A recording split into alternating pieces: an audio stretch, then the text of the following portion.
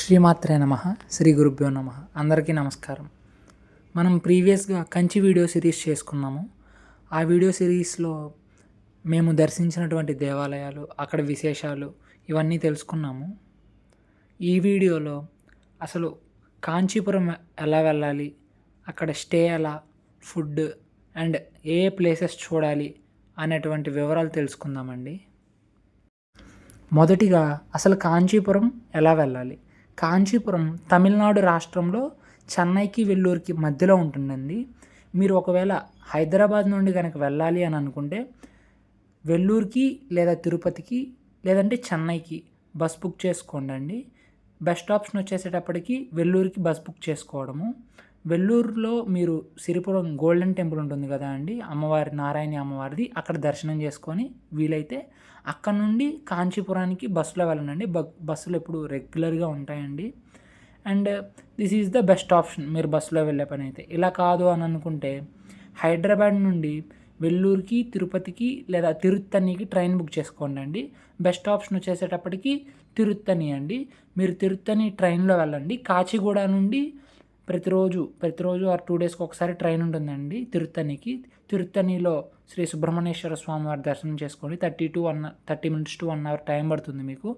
అక్కడ నుండి బస్సులో మీరు కాంచీపురం వెళ్ళండి. రెగ్యులర్గా బస్సులు ఉంటాయండి, దాంట్లో ఏమి ఇబ్బంది పడాల్సిన అవసరం లేదు. ఇంకా వేరే ఆప్షన్ వచ్చేసేటప్పటికి మీరు చెన్నైకి బస్ కానీ ట్రైన్ కానీ బుక్ చేసుకొని చెన్నై నుండి కాంచీపురానికి బస్సులో కానీ క్యాబ్లో కానీ వెళ్ళొచ్చండి. 1.5 hour టైం పడుతుందండి. సో ఈ 3 ఉన్న ఆప్షన్స్లో కల్లా వెల్లూరు, తిరుత్తణి అండ్ చెన్నై ఈ 3 బెస్ట్ ఆప్షన్స్ అండి. ఇక నెక్స్ట్ వచ్చేసేటప్పటికి ఎక్కడ స్టే చేయాలి కాంచీపురంలో? మీకు తక్కువ ఖర్చులు అయిపోవాలని అనుకుంటే కొల్లచత్రం అని ఉంటుందండి. ఇది కంచి కామాక్షి అమ్మవారి దేవాలయం దక్షిణ గోపురం ఉంది కదా, ఆ వీధిలోనే దగ్గరలో ఉంటుందండి. ఆ వీధి పేరే కొల్లచత్రం వీధి అని అంటారు.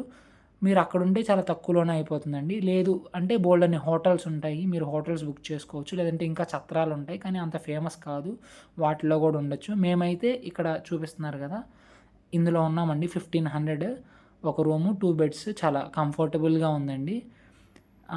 అది నార్మల్ ఒక హోటల్ లాంటిది. స్టే అయితే కొంచెం ఖర్చుతో కూడుకున్న విషయమేనండి కాంచీపురంలో. ఒకవేళ మీకు ఛత్రాలు లాంటివి ఏమీ దొరకకపోతే అక్కడ అడ్జస్ట్ అవ్వాల్సిందే, తప్పదు. ఇక నెక్స్ట్ థింగ్ వచ్చేసేటప్పటికి ఫుడ్ అండి. భోజనాలు ఇవన్నీ ఎక్కడ చేయాలి? ఇక్కడ మిగిలిన దేవాలయాల్లో లాగా ప్రతిరోజు అన్నదానాలు ఇలా జరగడం చాలా తక్కువ అండి. బెస్ట్ ఆప్షన్ వచ్చేసేటప్పటికి పెరియావ మఠం ఉంది కదండి, అదే కామకోటి మఠం, అక్కడ ప్రతిరోజు మధ్యాహ్నం అన్నదానం చేస్తారండి. మీరు మధ్యాహ్నం అక్కడ తినేయచ్చు. అండ్ మిగిలిన అంటే ఉదయం, సాయంత్రం ఎక్కడన్నా దగ్గరలో ఉన్న హోటల్స్ బోల్డెన్ ఉంటాయి, అక్కడ అడ్జస్ట్ అవ్వాలండి ఫుడ్ విషయంలో. అండ్ ఇంకా ఏమన్నా మీకు తెలిసినవి ఎక్కడన్నా ఫుడ్ ఏమన్నా పెట్టే సత్రాలు లాంటివి, దేవాలయాలు లాంటివి ఉంటే నాకు కామెంట్స్లో చెప్పండి. నేను ఆ వివరాలు మిగిలిన వాళ్ళకి కూడా తెలియజేస్తాను. ఇక నెక్స్ట్ థింగ్, అసలు కాంచీపురంలో ఏ ప్లేసెస్ చూడాలి, ఇది చాలా ఇంపార్టెంట్ అండి. కాంచీపురం మనం జస్ట్ వెళ్ళి కామాక్షి అమ్మవారి దేవాలయం, వరదరాజ పెరుమాళ దేవాలయం, ఏకంబరేశ్వర స్వామి దేవాలయం ఈ 3 జస్ట్ చూసేసి వచ్చేస్తామండి. కానీ కాంచీపురంలో చూడవలసినటువంటి ప్రదేశాలు బోల్డ్ అని ఉన్నాయండి. కాంచీపురం మోక్షపురి, అసలు ఎన్ని ప్లేసెస్ ఉన్నాయో చూడడానికి.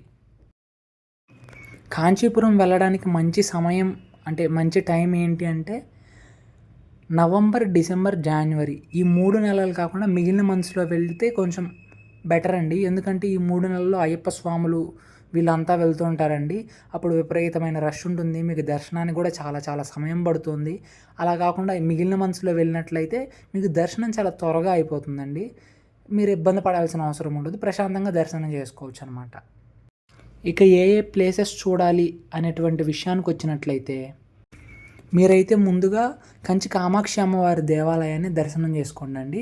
అమ్మవారికి రోజుకు 3 పూటల అభిషేకం జరుగుతుందండి. టికెట్ 1000 రూపాయలు ఉంటుంది. మీకు వీలైతే ఆ టికెట్ తీసుకొని అభిషేకం చూడండి. మళ్ళీ వెళ్ళం కదండి, 1000 రూపాయలు పోయేదేముంది, అభిషేకం చేయించుకోండి. ఆ టికెట్ తీసుకొని అమ్మవారిని చాలా దగ్గరగా చూడొచ్చు, చాలా మంచి ఎక్స్పీరియన్స్ కూడా.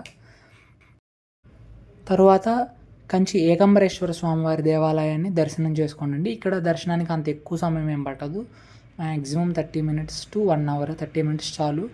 అండ్ ఏకాంబరేశ్వర స్వామివారి దేవాలయం, కామాక్షి అమ్మవారి దేవాలయానికి మధ్యలో కంచి కామకోటి పీఠం ఉంటుందండి. అక్కడ పెరియావ బృందావనం దర్శించుకోండి. అదేవిధంగా ఒకవేళ విజయేంద్ర సరస్వతి మహాస్వామి వారు ఉన్నట్లయితే చంద్రమౌళీశ్వర అర్చన జరుగుతుందండి ప్రతిరోజు. మీరు ఆ అర్చన కూడా చూడండి, చాలా అద్భుతంగా ఉంటుంది. ఖచ్చితంగా చూసి తీరవలసినటువంటి ఘట్టం అండి అది. ఖచ్చితంగా చూడండి. ఇక ఆ పైన వరదరాజ పెరుమాళ్ స్వామివారి దేవాలయాన్ని దర్శించుకోనండి. అక్కడే బంగారు బల్లి, వెండి బల్లి ఉంటాయి. అక్కడ దర్శనం చేసుకోండి.